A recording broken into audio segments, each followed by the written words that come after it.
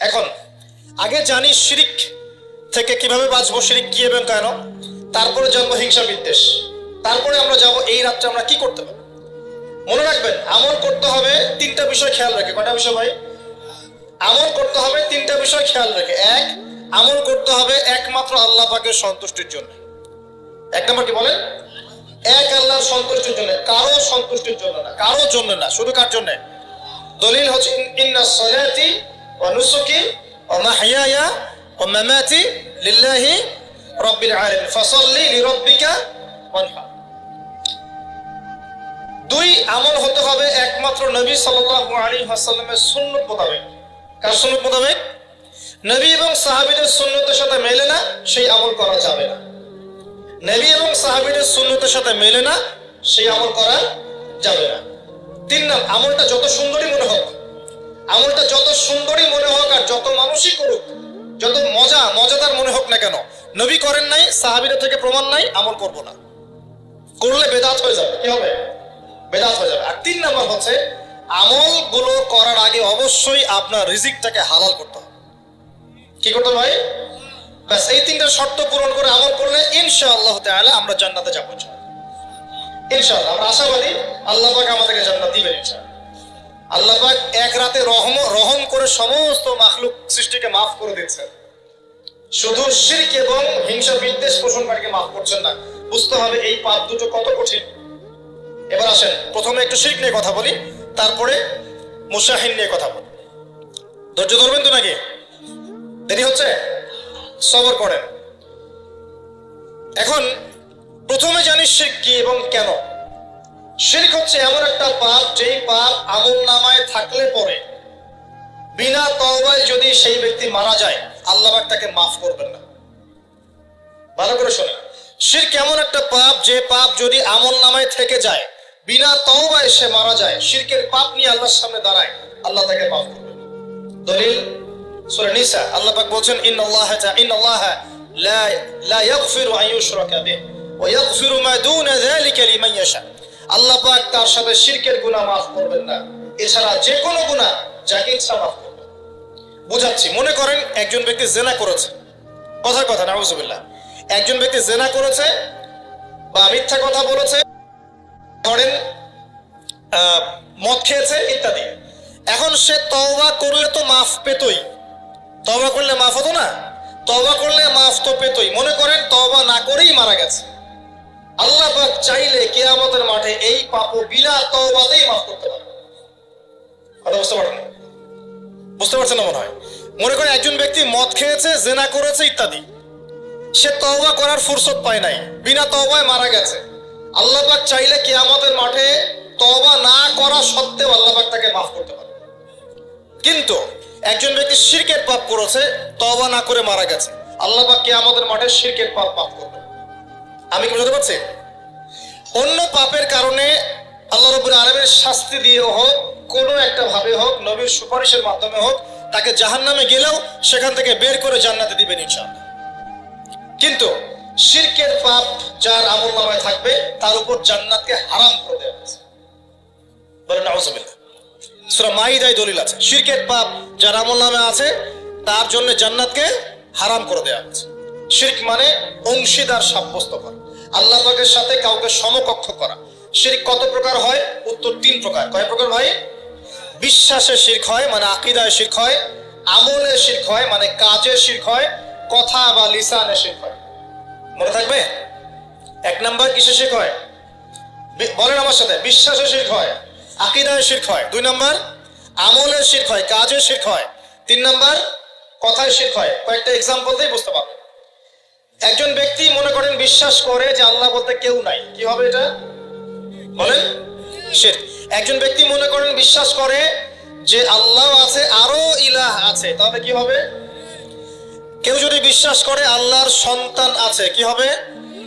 কেউ যদি বিশ্বাস করে মহাবিশ্ব আল্লাহ সৃষ্টি করে নাই, বিগ ব্যাং থেকে সৃষ্টি হয়েছে, কি হবে? কেউ যদি বিশ্বাস করে আল্লাহ মানুষকে সৃষ্টি করে নাই, মানুষ বানর থেকে হয়েছে, কি হবে? আচ্ছা, বিশ্বাসগত সে। কেউ যদি মনে করে আল্লাহ ছাড়া অমুকে আমার সন্তান দিতে পারে, কি হবে? কেউ যদি বিশ্বাস করে যে আল্লাহকে পাওয়ার জন্য আমাকে মাধ্যম ওসিলা পূজা করতে হবে, তাহলে কি হবে? কেউ যদি চন্দ্র, সূর্য, গ্রহ, নক্ষত্র, গাছপালা, মূর্তি এসবে পূজা করে, কি হবে এগুলা? এগুলো বিশ্বাসগত শিরক। কেমন শিরক ভাই? বিশ্বাসগত। সবে বরাতে আমল করা যাবে কি যাবে না? ঠিক এই যে আগামীকাল আল্লাহ পাকের একটা রহমত আমাদেরকে দিয়েছেন, যে লাইলাতুন নিসফু মিনাশ শাবান, শাবান মাসের মধ্য রজনী, আল্লাহ পাকের রহমত। এই বিষয়টাকে নিয়েও বাংলাদেশে আমি দেখলাম, এটা নিয়ে আমি লেকচার দিতে চাই নাই, কারণ এগুলো আমি আসলে খুব একটা মাহফিলেও বলি না, এটা আমার ট্র্যাকও না। আমি অন্য বিষয়গুলো নিয়ে বেশি কথা বলি। ঠিক এই যে এই ইস্যুটাকে নিয়েও কথা বলতে শেষে বাধ্য হচ্ছে, কারণ দেখলাম অনলাইন অফলাইনে দুইটা দল দুটাই চরমপন্থী। একদল অতিরিক্ত বাড়াবাড়ি, একটা অতিরিক্ত ছাড়াছাড়ি। বাড়াবাড়ি আর ছাড়াছাড়ি। একটা অতিরিক্ত বাড়াবাড়ি, সে একদম শবে বরাতকে মনে হয় লাইলাতুল কদরের উপরে নিয়ে যাচ্ছে। লাইলাতুল নিসফু মিনাশ শাবানকে কোন কোন ক্ষেত্রে বাড়াবাড়ি পন্থীরা একদম লাইলাতুল কদরের উপরে নিয়ে চলে যাচ্ছে। আর ছাড়াছাড়ি যারা, তারা বলছে এই রাত্রে কোনো কিছুই করা যাবে না। দুইটাই চরমপন্থী। বুঝতে পারছেন না মনে হয় কথা? একদল এটাকে নিয়ে এত বেশি বাড়াবাড়ি করছে যে এটাকে একদম লাইলাতুল কদরের উপরে নিয়ে চলে যাচ্ছে। আরেক দল দেখা যাচ্ছে এটাকে এমন ভাবে পরিত্যাগ করছে না, এতে কিছুই করা যাবে না, কোনো ফজিলতি নাই। এখন আসলে মধ্যম পন্থা কি? মাঝখানে আমরা কি করব? তাহলে জানার দরকার আছে কি নাই? অনেক হাদিসের অনেক আলোচনা, প্রায় 40-50 পৃষ্ঠার বই, সব আলোচনা তো মাহফিলে করা সম্ভব না। আমি সারমর্মটুকু বলি। সারমর্ম কি? হাদিসের শবে বরাত নামে কোনো শব্দ নাই, এক নাম্বার কথা। কি নাই ভাই? শবে বরাত নামে কোনো শব্দ নাই। আছে লাইলাতুন নিসফু মিনাশ শাবান, শাবান মাসের মধ্য রজনী। শাবান মাসের মধ্য রজনী। শাবান মাস কি? উত্তর, নবী সাল্লাল্লাহু আলাইহি ওয়াসাল্লাম রমজান মাসের পর যে মাসে রোজা রাখতে বেশি গুরুত্ব দিয়েছেন তার নাম শাবান। আমার সাথে বলেন, শাবান মাস কি? নবী সাল্লাল্লাহু আলাইহি ওয়াসাল্লাম রমজানের পরে যে মাসে রোজা রাখতে খুব বেশি গুরুত্ব দিয়েছেন তার নাম শাবান। আয়েশা রাদিয়াল্লাহু আনহা তিনি বলতেন যে শাবান মাস আসলে নবী সাল্লাল্লাহু আলাইহি ওয়াসাল্লাম এত বেশি বেশি রোজা রাখতেন যে মনে হতো তিনি রোজা ছাড়বেনই না, সারা মাস রেখে ফেলবেন। বেশি থেকে বেশি রোজা রাখতেন শাবান মাসে। প্রশ্ন হচ্ছে কেন? উত্তর, এমনিতে এই মাসটা বরকতময় এবং এই মাসে আল্লাহ পাক তার রহমতে বিপুল সংখ্যক মানুষকে জাহান্নাম থেকে মুক্তি দান করেন। সুবহানাল্লাহ। নবী সাল্লাল্লাহু আলাইহি ওয়াসাল্লাম এই মাসকে তাজিম করতেন। এই মাসের সম্মানার্থে, এই মাসে আল্লাহর রহমত বরকতের স্বার্থে নবী করিম সাল্লাল্লাহু আলাইহি ওয়াসাল্লাম এই মাসে বেশি বেশি রোজা রেখেছেন। সুন্নত কি শিখলাম? শাবান মাসে বেশি বেশি রোজা রাখা সুন্নত। একটা কি পেলাম ভাই? শাবান মাসে বেশি বেশি রোজা রাখা সুন্নত। আপনি যদি মুকিম হন, শরীর সুস্থ থাকে, মুসাফির না, আপনার সুস্থতা আছে, সব ঠিক আছে, আপনি চেষ্টা করবেন এই মাসে বেশি বেশি রোজা রাখা। পারা যাবে ইনশাআল্লাহ? এটা নবীর সুন্নত হবে। আরেকটা হাদিস মাথায় নিয়ে নেন, আজকে সারা ওয়াজ ভুলে গেলে এই ওয়াজটা ভুলে না। কি হাদিস? নবীজি বলছেন, তোমাদের সামনে, হে আমার সাহাবীরা, তোমাদের সামনে এমন একটা যুগ আসছে, ওই যুগে আমার সুন্নতকে ধরে রাখাটা হাতের মধ্যে আগুন ধরে রাখার মতো। আমি অনেকদিন এই লেকচারে এই হাদিসটা বলেছি। তোমাদের সামনে এমন একটা কঠিন যুগ আসছে, জামানা সবরিন, সবরের যুগ, কঠিন যুগ। ওই যুগে ঈমান ধরে রাখা, মানে আমার সুন্নতের উপর থাকা, হাতে আগুন ধরে রাখার মতো হবে। ওই যুগে যদি তোমরা আমার একটা সুন্নতকে জীবিত করতে পারো, সমাজে একটা সুন্নত মরে গেছে, ওটাকে আবার জীবিত করতে পারো, তাহলে 50 জন শহীদ সাহাবীর নেকি পাবে। হাদিসে বুঝলেন? শুধু নেকি না, আপনি 50 জন শহীদ সাহাবীর নেকি পাবেন যখন চলমান সমাজে একটা সুন্নত মিটে গেছে, নাই, মানুষ আমল করছে না, কিন্তু আপনি সেটাকে জীবিত করলেন। পারা যাবে ইনশাআল্লাহ? একটা দেখাচ্ছি, যেমন সাহাবীদের যুগে মানুষ মসজিদে ঢুকলে কি করতো জানেন? আগে 2 রাকাত নামাজ পড়তো। কি করতো? মসজিদে ঢুকেই, ওযু অবস্থায় মসজিদে ঢুকেই তারা বসতেন না। আগে 2 রাকাত নামাজ পড়তেন, দুখুলুল মসজিদ বা তাহিয়াতুল মসজিদ, তারপরে বসতেন। আর নবীজি বলেছেন কিয়ামতের আগে আগে এই দুখুলুল মসজিদ, তাহিয়াতুল মসজিদ, এই নামাজটা উঠে যাবে। উঠে যাচ্ছে না আস্তে আস্তে। মসজিদে ঢুকলে মানুষ ধাপ করে বসে পড়ে। তাই না? মানুষ ভুলেই গেছে এটা সুন্নত। এখন আপনি যদি এই সুন্নতটাকে আবার জীবিত করতে পারেন, ইনশাল্লাহ 50 জন শহীদ সাহাবীর নেকি পাবেন। সমাজে এখন দাড়ি শেভ করা ফ্যাশন হয়ে গেছে, বুঝছে না? অনেকে শেভ না করলে চাকরি দেয় না, শেভ না করলে কি হয় না, চাকরি পাওয়া যায় না। স্কুল স্কুলে তো না, কলেজে গিয়ে পড়তে গেলে ক্লাস করতে দেয় না, দাঁড়িয়ে আছে যাও সব করে আসো, তাই বলে। এখন সমাজ চলছে উল্টা। এখন যদি আপনি নবীর সুন্নতকে আবার জীবিত করতে পারেন, 50 জন শহীদ সাহাবীর নেকি পাবেন। রাতে ঘুমানোর সময় একটা সুন্নত আছে, 33 বার সুবহানাল্লাহ, 33 বার আলহামদুলিল্লাহ, 34 বার কি আল্লাহু আকবার। বহু মানুষই পড়ে না, আপনি যদি পড়তে পারেন ইনশাআল্লাহ আল্লাহ পাক আপনাকে রেখে দিবেন। সমাজে বহু মানুষ চুল একদম এখন মেসি রোনাল্ডো কাট, তাই না? মেসি কাট আর রোনাল্ডো কাট। আর আমি সিলেট অঞ্চলে দেখে আসছি এখন লন্ডন কাট, দুই পাশ ছিলে মাঝখানে চুল, লন্ডন থেকে শিখে আসছে। এখন চুলেরও কিন্তু সুন্নত আছে, আছে কি নাই? দাড়ির যেমন সুন্নত আছে, চুলের সুন্নত নাই। একদম সামন পিছন সমান করতে পারেন, অথবা যদি চুল নাই থাকে তাহলে চুল মাথা মুন্ডন করেও রাখতে পারেন। অনেক সাহাবীর মাথা মুন্ডিত ছিল। আবার অথবা কানের লতি পর্যন্ত বা কাঁধ বাবড়ি রাখতে পারেন। এটা চুলের সুন্নত হলো কিনা? এখন সমাজের সব মানুষ এই সুন্নতটাকে ভুলে গেছে। আপনি সুন্নত মনে করে রেখেছেন, ইনশাআল্লাহ আপনি নেকি পাবেন ইনশাআল্লাহ। এরকম অগণিত সুন্নত আছে, অগণিত, যেগুলো আমাদের সমাজ থেকে আস্তে আস্তে উঠে যাচ্ছে। আমি খুব দুঃখের সাথে বলছি, অনেক মসজিদে ফরজ নামাজ পড়ার পরে আমরা কি করি? একটা মোনাজাত করি, আল্লাহুম্মা আমিন বিরহমাতিকা ইয়া আরহামার রাহিম, ব্যাস উঠে চলে গেলাম, তাই না? উঠে চলে যায় না, তারপর স্যান্ডেল নিয়ে বাইরে চলে গেল। অথচ সালাম ফিরানোর পরে একবার বলতে হয় আল্লাহু আকবার, কি বলতে হয়? 3 বার বলতে হয় আস্তাগফিরুল্লাহ আস্তাগফিরুল্লাহ আস্তাগফিরুল্লাহ, বলতে হয় আল্লাহুম্মা আনতাস সালাম ওয়া মিনকাস সালাম তাবারাকতা ইয়া যাল জালালি ওয়াল ইকরাম। একবার পড়তে হয় আয়াতুল কুরসি, 33 বার সুবহানাল্লাহ, 33 বার আলহামদুলিল্লাহ, 33 বার আল্লাহু আকবার, তারপর কালিমা শাহাদা। এরপর সূরা ফালাক একবার, সূরা নাস একবার, ইখলাস একবার। আরো অনেক দোয়া আছে, আল্লাহুম্মা লা মানিআ লিমা আ'তাইত ওয়া লা মু'তিয়া লিমা মানা'ত ওয়া লা ইয়ানফা'ু যাল জাদ্দি মিনকাল জাদ। পড়তে হয় আল্লাহুম্মা ইন্নী আউযু বিকা মিনাল হাম্মি ওয়াল হাযান ওয়াল আজজি ওয়াল কাসালি ওয়াল বুখলি ওয়াল জুবন ওয়া দালা'id দাইন ওয়া গালাবাতির রিজাল। পড়তে হয় আল্লাহুম্মা আ'ইন্নী আলা যিকরিকা ওয়া শুকরিকা ওয়া হুসনি ইবাদাতিক। আরো অনেক দোয়া আছে। দেখেন তো, মোনাজাত করেন, আমি তো না করছি না, আমি তর্ক করতে আসি না এখানে, এটা নিয়ে আমি ঝগড়া করতে আসি, কিন্তু এই সুন্নতটা যে উঠে গেল, মোনাজাতটা করে যে মসজিদ থেকে বের হয়ে চলে গেলেন, এই সুন্নতটার উপর আমল কে করবে? সুন্নত উঠে গেল না? আপনি যদি বসে এখন সুন্নতটা প্রতিষ্ঠা করেন, নেকি পাবেন। এগুলো তো গেল আমলিয়াত। সমাজ চলছে সুদের উপরে, আপনি যদি হালাল অর্থনীতি প্রবর্তন করতে পারেন তাহলে কত নেকি পাবেন। সমাজ চলছে জেনায়, আপনি এখন পর্দা প্রতিষ্ঠা করলেন, তাহলে কত নেকি পাবেন।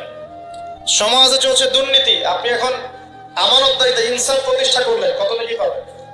সমাজে চলছে শয়তানি, সব শয়তানি, কি চলছে? শয়তানি। এখন আপনি আল্লাহ রাব্বুল আলামিনের ওহী প্রতিষ্ঠা করলেন, কত নেকি পাবেন। নিঃসন্দেহে আর অনেক বেশি নেকি পাবেন। আল্লাহ পাক আমাদেরকে সেই লক্ষ্যে কাজ করার তৌফিক দান করুন। প্রিয় ভাইরা, যে কথা বলতে এখানে আসলাম, এক বাড়াবাড়ি এক কি ছাড়াছাড়ি, এর মাঝখানে কি একটা ফজিলত জানলাম। শাবান মাস মানে এই মাসে নবীজি বেশি বেশি রোজা রাখতেন। তাহলে আমরা কি করবো এই মাসে ভাই? 1 নম্বর কাজ, বেশি বেশি রোজা রাখার চেষ্টা করবো ইনশাআল্লাহ, আল্লাহ তৌফিক দান করবেন। এবার আরেকটা পয়েন্ট বলি, সামনে রমাদান মাস। রমজান মাস আসলে আমরা মাশাআল্লাহ পরিপূর্ণ মুসলিম হওয়ার চেষ্টা করি, কিন্তু সারা বছর এটা ধরে রাখতে পারি না। রমজান মাসে যে নামাজ পড়ে না সেও মসজিদে যায়। দেখা যায় যে জুমার নামাজও পড়ে না, ও তারাবির নামাজ পড়তে যায়, যায় কি না? ওই দিন গিয়ে বলে এসি দেন, ইমাম সাহেব এসি অন করেন, তাই না? সারা বছর তো আসে নাই। ওই দিন গিয়ে ইমাম সাহেব এসি বন্ধ কেন, এই মুয়াজ্জিন সাহেব ফ্যান দেন, তখন ওখানে গিয়ে মানে কি বলবো, হ্যাঁ মাতব্বরি করে আর কি। যাক, তারপরেও যে মসজিদে আসছে আমরা দোয়া করি আল্লাহ হেদায়েত দান করুন। আমরা তো কাউকে পিছনে ফিরাই দিব না, দিব? এখন রমজান মাস আসলে আমরা মাশাআল্লাহ রোজা রাখি, মানুষকে ইফতার করাই, দান সদকা করি, আমরা যাকাত দেই, তারাবি পড়ি, কোরআন তেলাওয়াত করি, আমরা মাশাআল্লাহ অনেক আমল করি। এই আমলগুলো কি একবারে ধাপাস করে ধরে ফেলা সম্ভব? না একটা আস্তে আস্তে ট্রেনিং প্রসেস লাগে? একটা ফ্যান চালু করলে ফ্যানটা কি শুরুতেই ধাপাস করে ঘুরতে শুরু করবে, নাকি আস্তে স্লোলি স্লোলি সে মোমেন্টাম ধরবে? কোনটা? আস্তে আস্তে সে গতি পাবে না, ধীরে ধীরে গতি পাবে। ঠিক শাবান মাসে এত বেশি রোজা রাখা, ইবাদত করার অর্থ কি? যাতে রমজান মাসে আপনি পরিপূর্ণ ইবাদত করতে পারেন। বুঝতে পারছেন কথা? রমজানে গিয়ে তো শুরুতেই সব ইবাদত ধরে ফেলা সম্ভব হবে না। মনে করেন আগামীকাল পহেলা রমজান, আজকে থেকে আপনি সব ইবাদত একসাথে করতে পারবেন? তখন কি আপনি বেগ পেতে হবে। কিন্তু একটা মাস আগে থেকে যদি ট্রেনিং নেন, ইনশাআল্লাহ রমজান মাসে ইজি হয়ে যাবে। এটা একটা কারণ নবী সাল্লাল্লাহু আলাইহি ওয়াসাল্লাম শাবান মাসে বেশি বেশি রোজা রাখতেন, আমল করতেন। আল্লাহ পাক আমাদের সবাইকে শাবান মাসে বেশি বেশি আমল করার তৌফিক দান, যাতে রমজান মাসে গিয়ে আমরা সুবিধা পাই, রমজান মাসের হকটা আদায় করতে পারি। এবার এই মাসে নবী সাল্লাল্লাহু আলাইহি ওয়াসাল্লাম কি বলেছেন একটা হাদিস থেকে আগে বুঝি। এই হাদিসটা সহ অনেক হাদিসে এই একই রকম কথা এসেছে এবং এই হাদিসটা বিশুদ্ধ। এটাকে অস্বীকার করলে হাদিস অস্বীকারী হয়ে যাবে। বাড়াবাড়ি গ্রুপ, ছাড়াছাড়ি গ্রুপ, উভয়ের জন্যই নসিহত। নবী সাল্লাল্লাহু আলাইহি ওয়াসাল্লাম বলেছেন, ইন্নাল্লাহ তাআলা, নিশ্চয় আল্লাহ রাব্বুল আলামিন, লা ইয়াত্তালিউ ফি লাইলাতিন নিসফি মিন শাবান, শাবান মাসের মধ্য রজনীতে আল্লাহ রাব্বুল আলামিন তার রহমতের দৃষ্টি প্রশস্ত করেন। সুবহানাল্লাহ। আল্লাহ পাক শবে বরাত মানে আমরা যেটা বুঝি প্রচলিত অর্থে, লাইলাতুন নিসফি মিন শাবান, শাবান মাসের মধ্য রজনী, যে 15 শাবানের এই যে রজনী, এই রাতে আল্লাহ রাব্বুল আলামিন তার সৃষ্টির দিকে তার রহমতের দৃষ্টিটা প্রশস্ত করে দেখেন, প্রশস্ত করেন। এবং ওয়াগফিরু লিজামিই খালকিহি, আল্লাহ পাক তার সমস্ত সৃষ্টিকে মাফ করে দেন। আল্লাহ পাক কি করেন? তার সমস্ত সৃষ্টিকে কি করেন? মাফ করে দেন। কথাটা ভালো করে বোঝেন। আল্লাহ পাক তার সমস্ত সৃষ্টিকে মাফ করে দেন, ইল্লা, তাদেরকে ব্যতীত। এক, ইল্লা লিমুশরিকিন, এক নাম্বার যে ব্যক্তি মুশরিক, যে শিরক করে আল্লাহর সাথে, যে আল্লাহর সাথে শিরক করে। আর দুই, মুশাহিনে, যে ব্যক্তি অন্তরে মানুষের সাথে বিদ্বেষ পোষণ করে, হিংসা বিদ্বেষ মনে আছে এরকম ব্যক্তি, এবং মনের মধ্যে শিরক আছে, শিরকি আকীদা, মুশরিক, এই দুই শ্রেণীর মানুষ ছাড়া আল্লাহ পাক সমস্ত মানুষকে মাফ করে দেন। তাহলে এই রাতের ফজিলত প্রমাণ হলো কিনা? রাতের ফজিলতটা প্রমাণ হলো কিনা? আচ্ছা, এখন এর ব্যাকআপ আরো অনেকগুলো হাদিস আছে। ওই সবগুলো হাদিসকে একত্রিত করলে এমনই কনক্লুশন আসে। এছাড়াও আরো কিছু দুর্বল হাদিস আছে, এগুলো দুর্বল, সনদগতভাবে অন্যান্যভাবে দুর্বল। ওখানে আরো কিছু পয়েন্ট পাওয়া যায় যে আর কাকে কাকে আল্লাহ পাক মাফ করেন না। সবাইকে তো মাফ করেন, আর কাকে কাকে করেন না। এই হাদিসে দুটো পেয়েছি, এটা একদম অকাট্য। এটা হলো মুশরিক, আল্লাহ পাক মাফ করেন না। দুই, যে অন্তরে হিংসা বিদ্বেষ পোষণ করে, হিংসা বিদ্বেষ আছে, এদেরকে আল্লাহ মাফ করেন না। আরো কিছু দুর্বল বর্ণনা থেকে পাওয়া যায়, এটা দুর্বল বর্ণনা, কিন্তু জেনে রাখতে তো সমস্যা নাই। সমস্যা আছে? আর পাপ তো পাপী, দুর্বল হাদিসে আসুক আর কঠিন হাদিসে আসুক, পাপ তো পাপী নাকি?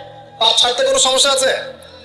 তো তৃতীয় এক শ্রেণীর নাম পাওয়া যায়, যারা হচ্ছে আত্মহননকারী, নিজেরা নিজেদেরকে আত্মহত্যা করেছে, এদেরকে আল্লাহ মাফ করে। আত্মহনন বোঝেন কিনা? আত্মহত্যা যারা করে, আত্মহনন, এটা একটা শ্রেণী পাওয়া যায়। 4 নম্বর একটা পাওয়া যায় আত্মীয়তার সম্পর্ক ছিন্নকারী, আত্মীয়তার সম্পর্ক ছিন্নকারী। 5 নম্বর একটা পাওয়া যায়, সেটা হলো মাদক দ্রব্য সেবনকারী। মাদক দ্রব্য সেবনকারী, যুবকরা খুব ভালো করে শোনো, মাদক দ্রব্য সেবনকারী আল্লাহ সবাইকে মাফ করেন, মাফ করছেন না।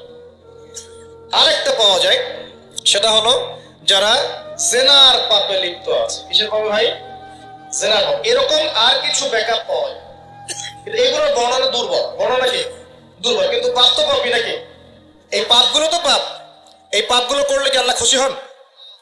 অকাট্য সহি থেকে পাওয়া যায় এই দুইটা, মুশরিক এবং মুশাহিদ, যারা শিরক করে, অন্তরে বিদ্বেষ পোষণ করে, আল্লাহ পাক এদেরকে মাফ করেন। এখন আগে জানি শিরক থেকে কিভাবে বাঁচবো, শিরক কি এবং কেন, তারপরে জানবো হিংসা বিদ্বেষ, তারপরে আমরা যাব এই রাত্রে আমরা কি করতে পারি। মনে রাখবেন, আমল করতে হবে 3টা বিষয় খেয়াল রেখে। কয়টা বিষয় ভাই? আমল করতে হবে 3টা বিষয় খেয়াল রেখে। এক, আমল করতে হবে একমাত্র আল্লাহ পাকের সন্তুষ্টির জন্য। 1 নম্বর কি বলেন? এক আল্লাহর সন্তুষ্টির জন্য, কারো সন্তুষ্টির জন্য না, কারো জন্য না। শুধু কার জন্য? দলিল হচ্ছে ইন্নাস সালাতি ওয়া নুসুকি ওয়া মাহইয়ায়া ওয়া মামাতি লিল্লাহি রাব্বিল আলামিন ফাসাল্লি লিরাব্বিকা ওয়ানহার। দুই, আমল হতে হবে একমাত্র নবী সাল্লাল্লাহু আলাইহি ওয়াসাল্লামের সুন্নাত মোতাবেক। কার সুন্নাত মোতাবেক? নবী এবং সাহাবীদের সুন্নতের সাথে মেলে না সেই আমল করা যাবে না। নবী এবং সাহাবীদের সুন্নতের সাথে মেলে না সেই আমল করা যাবে না। তিন নম্বর, আমলটা যত সুন্দরই মনে হোক, আমলটা যত সুন্দরই মনে হোক আর যত মানুষই করুক, যত মজাদার মনে হোক না কেন, নবী করেন নাই, সাহাবীদের থেকে প্রমাণ নাই, আমল করব না। করলে বেদাত হয়ে যাবে। কি হবে? বেদাত হয়ে যাবে। আর তিন নম্বর হচ্ছে আমলগুলো করার আগে অবশ্যই আপনার রিজিকটাকে হালাল করতে হবে। কি করতে হবে? ব্যাস এই তিনটা শর্ত পূরণ করে আমল করলে ইনশাআল্লাহ তাআলা আমরা জান্নাতে যাবো। ইনশাআল্লাহ আমরা আশাবাদী আল্লাহ পাক আমাদেরকে জান্নাত দিবেন ইনশাআল্লাহ। আল্লাহ পাক এক রাতে রহম করে সমস্ত মাখলুক সৃষ্টিকে মাফ করে দিয়েছেন। শুধু শিরক এবং হিংসা বিদ্বেষ পোষণকারীকে মাফ করছেন না। বুঝতে হবে এই পাপ দুটো কত কঠিন। এবার আসেন প্রথমে একটু শিরক নিয়ে কথা বলি, তারপরে মুশাহিন নিয়ে কথা বলি। ধৈর্য ধরবেন তো নাকি? দেরি হচ্ছে? সবর করেন।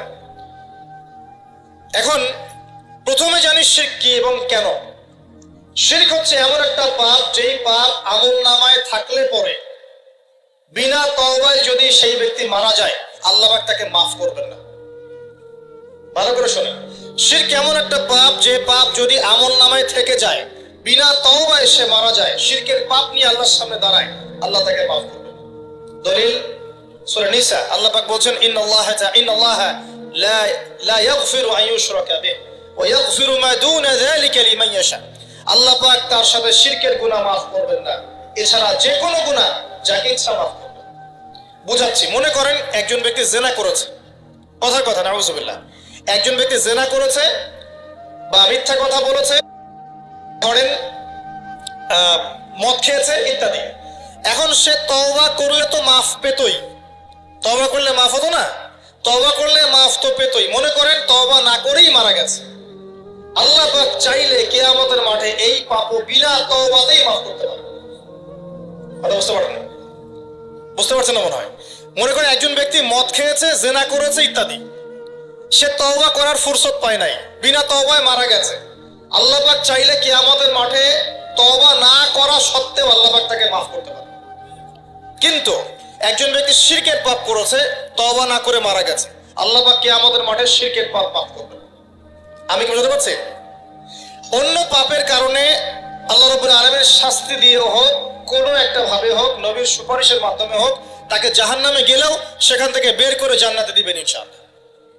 কিন্তু শিরকের পাপ যার আমলনামায় থাকবে তার উপর জান্নাতকে হারাম করে দেওয়া হয়েছে। বলেন নাউযুবিল্লাহ। সূরা মাইদায় দলিল আছে, শিরকের পাপ যার আমলনামায় আছে তার জন্য জান্নাতকে হারাম করে দেওয়া হয়েছে। শিরক মানে অংশীদার সাব্যস্ত করা, আল্লাহ পাকের সাথে কাউকে সমকক্ষ করা। শিরক কত প্রকার হয়? উত্তর তিন প্রকার। কয় প্রকার ভাই? বিশ্বাসে শিরক হয়, মানে আকীদায় শিরক হয়, আমলে শিরক হয়, মানে কাজে শিরক হয়, কথা বা লিসানে শিরক হয়। মনে থাকবে? এক নাম্বার কিসে শিরক হয়? বলেন আমার সাথে। বিশ্বাসে শিরক হয়, আকীদায় শিরক হয়। দুই নাম্বার আমলে শিরক হয়, কাজে শিরক হয়। তিন নাম্বার কথায় শিরক হয়। কয়েকটা এক্সাম্পল দিয়ে বুঝতে পারবেন। একজন ব্যক্তি মনে করেন বিশ্বাস করে যে আল্লাহ বলতে কেউ নাই, কি হবে এটা? বলেন শিরক।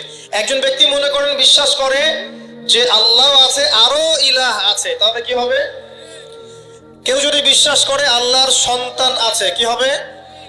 কেউ যদি বিশ্বাস করে মহাবিশ্ব আল্লাহ সৃষ্টি করে নাই, বিগ ব্যাং থেকে সৃষ্টি হয়েছে, কি হবে? কেউ যদি বিশ্বাস করে আল্লাহ মানুষকে সৃষ্টি করে নাই, মানুষ বানর থেকে হয়েছে, কি হবে? আচ্ছা, বিশ্বাসগত সে। কেউ যদি মনে করে আল্লাহ ছাড়া অমুকে আমার সন্তান দিতে পারে, কি হবে? কেউ যদি বিশ্বাস করে যে আল্লাহকে পাওয়ার জন্য আমাকে মাধ্যম ওসিলা পূজা করতে হবে, তাহলে কি হবে? কেউ যদি চন্দ্র, সূর্য, গ্রহ, নক্ষত্র, গাছপালা, মূর্তি এসবে পূজা করে, কি হবে? এগুলো বিশ্বাসগত শিরক। কেমন শিরক ভাই? বিশ্বাসগত। সবে বরাতে আমল করা যাবে কি যাবে? ঠিক এই যে আগামীকাল আল্লাহ পাকের একটা রহমত আমাদেরকে দিয়েছেন, যে লাইলাতুল নিসফু মিনাশ শাবান, শাবান মাসের মধ্য রজনী আল্লাহ পাকের রহমত। এই বিষয়টাকে নিয়েও বাংলাদেশে আমি দেখলাম, এটা নিয়ে আমি লেকচার দিতে চাই নাই, কারণ এগুলো আমি আসলে খুব একটা মাহফিলেও বলি না, এটা আমার ট্র্যাকও না, আমি অন্য বিষয়গুলো নিয়ে বেশি কথা বলি। ঠিক এই যে এই ইস্যুটাকে নিয়েও কথা বলতে শেষে বাধ্য হচ্ছে, কারণ দেখলাম অনলাইন অফলাইনে দুইটা দল দুটাই চরমপন্থী। একদল অতিরিক্ত বাড়াবাড়ি, একটা অতিরিক্ত ছাড়াছাড়ি। বাড়াবাড়ি আর ছাড়াছাড়ি। একটা অতিরিক্ত বাড়াবাড়ি, সে একদম শবে বরাতকে মনে হয় লাইলাতুল কদরের উপরে নিয়ে যাচ্ছে। লাইলাতুল নিসফু মিনাশ শাবানকে কোন কোন ক্ষেত্রে বাড়াবাড়ি পন্থীরা একদম লাইলাতুল কদরের উপরে নিয়ে চলে যাচ্ছে। আর ছাড়াছাড়ি যারা, তারা বলছে এই রাত্রে কোনো কিছুই করা যাবে না। দুইটাই চরমপন্থী, বুঝতে পারছেন না মনে হয় কথা। একদল এটাকে নিয়ে এত বেশি বাড়াবাড়ি করছে যে এটাকে একদম লাইলাতুল কদরের উপরে নিয়ে চলে যাচ্ছে। আরেক দল দেখা যাচ্ছে এটাকে এমন ভাবে পরিত্যাগ করছে না, এতে কিছুই করা যাবে না, কোনো ফজিলতি নাই। এখন আসলে মধ্যম পন্থা কি? মাঝখানে আমরা কি করব তাহলে? জানার দরকার আছে কি নাই? অনেক হাদিসের অনেক আলোচনা, প্রায় 40-50 পৃষ্ঠার বই, সব আলোচনা তো মাহফিলে করা সম্ভব না। আমি সারমর্মটুকু বলি। সারমর্ম কি? হাদিসের শবে বরাত নামে কোনো শব্দ নাই, এক নম্বর কথা। কি নাই ভাই? শবে বরাত নামে কোনো শব্দ নেই। আছে লাইলাতুন নিসফু মিনাশ শাবান, শাবান মাসের মধ্য রজনী। শাবান মাসের মধ্য রজনী। শাবান মাস কি? উত্তর, নবী সাল্লাল্লাহু আলাইহি ওয়াসাল্লাম রমজান মাসের পর যে মাসে রোজা রাখতে বেশি গুরুত্ব দিয়েছেন তার নাম শাবান। আমার সাথে বলেন, শাবান মাস কি? নবী সাল্লাল্লাহু আলাইহি ওয়াসাল্লাম রমজানের পরে যে মাসে রোজা রাখতে খুব বেশি গুরুত্ব দিয়েছেন তার নাম শাবান। আয়েশা রাদিয়াল্লাহু আনহা তিনি বলতেন যে শাবান মাস আসলে নবী সাল্লাল্লাহু আলাইহি ওয়াসাল্লাম এত বেশি বেশি রোজা রাখতেন যে মনে হতো তিনি রোজা ছাড়বেনই না, সারা মাস রেখে ফেলবেন। বেশি থেকে বেশি রোজা রাখতেন শাবান মাসে। প্রশ্ন হচ্ছে কেন? উত্তর, এমনিতে এই মাসটা বরকতময় এবং এই মাসে আল্লাহ পাক তার রহমতে বিপুল সংখ্যক মানুষকে জাহান্নাম থেকে মুক্তি দান করেন। সুবহানাল্লাহ। নবী সাল্লাল্লাহু আলাইহি ওয়াসাল্লাম এই মাসকে তাজিম করতেন। এই মাসের সম্মানার্থে, এই মাসে আল্লাহর রহমত বরকতের স্বার্থে নবী করিম সাল্লাল্লাহু আলাইহি ওয়াসাল্লাম এই মাসে বেশি বেশি রোজা রেখেছেন। সুন্নত কি শিখলাম? শাবান মাসে বেশি বেশি রোজা রাখা সুন্নত। একটা কি পেলাম ভাই? শাবান মাসে বেশি বেশি রোজা রাখা সুন্নত। আপনি যদি মুকিম হন, শরীর সুস্থ থাকে, মুসাফির না, আপনার সুস্থতা আছে, সব ঠিক আছে, আপনি চেষ্টা করবেন এই মাসে বেশি বেশি রোজা রাখা। পারা যাবে ইনশাআল্লাহ। এটা নবীর সুন্নত হবে। আরেকটা হাদিস মাথায় নিয়ে নেন, আজকে সারা ওয়াজ ভুলে গেলে এই ওয়াজটা ভুলেন না। কি হাদিস? নবীজি বলছেন, তোমাদের সামনে, হে আমার সাহাবীরা, তোমাদের সামনে এমন একটা যুগ আসছে, ওই যুগে আমার সুন্নতকে ধরে রাখাটা হাতের মধ্যে আগুন ধরে রাখার মতো। আমি অনেকদিন এই লেকচারে এই হাদিসটা বলেছি। তোমাদের সামনে এমন একটা কঠিন যুগ আসছে, জামানা সবরিন, সবরের যুগ, কঠিন যুগ। ওই যুগে ঈমান ধরে রাখা, মানে আমার সুন্নতের উপর থাকা, হাতে আগুন ধরে রাখার মতো হবে। ওই যুগে যদি তোমরা আমার একটা সুন্নতকে জীবিত করতে পারো, সমাজে একটা সুন্নত মরে গেছে, ওটাকে আবার জীবিত করতে পারো, তাহলে 50 জন শহীদ সাহাবীর নেকি পাবে। হাদিসটা বুঝলেন?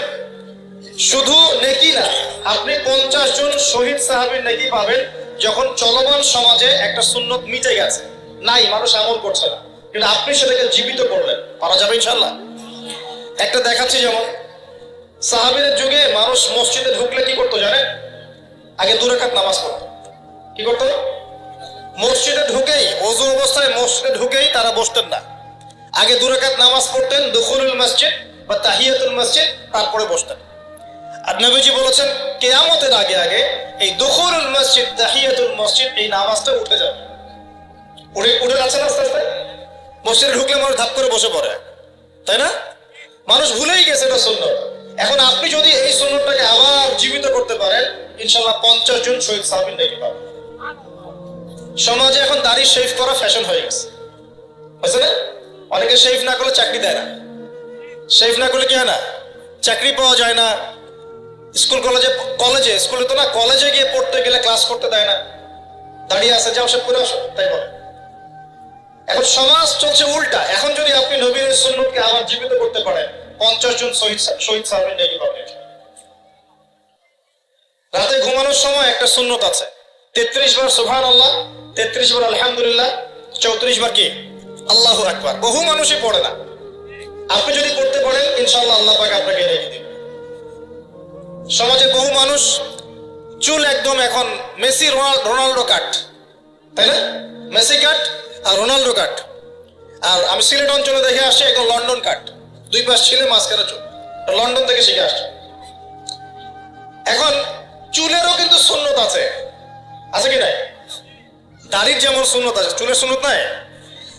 একদম সামন পিছন সমান করতে পারেন, অথবা যদি চুল নাই থাকে তাহলে চুল মাথা মুন্ডন করেও রাখতে পারেন। অনেক সাহাবীর মাথা মুন্ডিত ছিল। আবার অথবা কানের লতি পর্যন্ত বা কাঁধ বাবড়ি রাখতে পারেন। এটা চুলের সুন্নত হলো কিনা? এখন সমাজের সব মানুষ এই সুন্নতটাকে ভুলে গেছে। আপনি সুন্নত মনে করে রেখেছেন, ইনশাআল্লাহ আপনি নেকি পাবেন ইনশাআল্লাহ।